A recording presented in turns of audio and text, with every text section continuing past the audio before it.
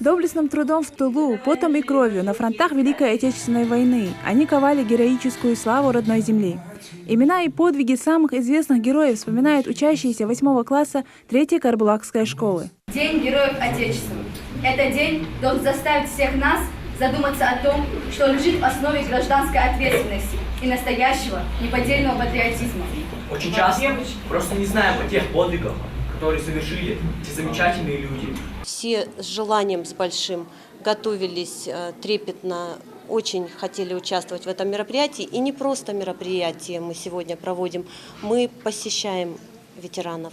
И тех, которые раньше жили в нашем городе, и, к сожалению, они недавно ушли из жизни.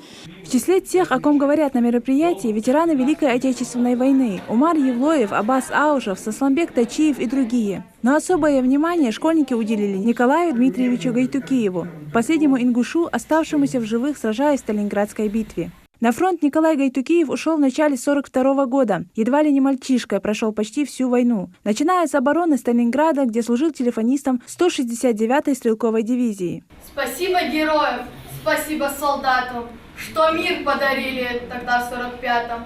Вы кровью и потом добыли победу. Вы молоды были, сейчас уже деды. Мы эту победу вовек не забудем. Пусть мирное солнце сияет всем людям. Пусть счастье и радость живут на планете, ведь мир очень нужен и взрослым, и детям. Ингуши, как и представители других народов нашей страны, отважно сражались на всех фронтах Великой Отечественной.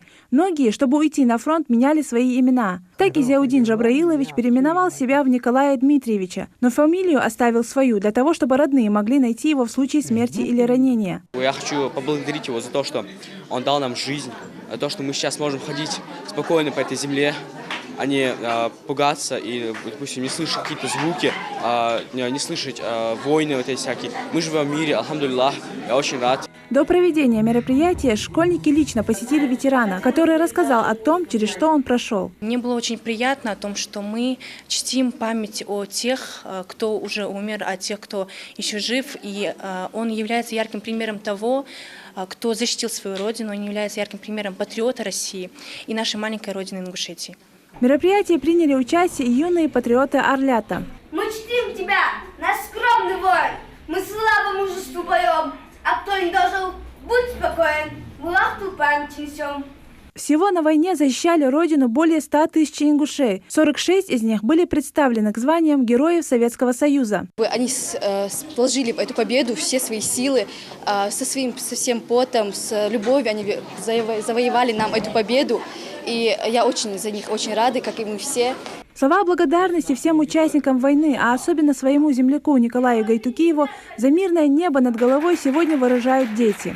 Я бы хотела выразить слова благодарности всем участникам Великой Отечественной войны, которые боролись, которые добивались этой победы для того, чтобы мы, наше поколение, могли жить, процветать в этом мире. Ведь недаром сказаны слова: не зная прошлого, не имеете и будущего. Благодаря им мы сейчас живем в мирной стране. Не только России, но и малой родины нашей Ингушетии. Подвиг Николая Гайтукиева всегда будет служить мерилом патриотизма и нравственности, верности долгу. Зухра Дугиева, Асхаби Лакиев, Новости 24.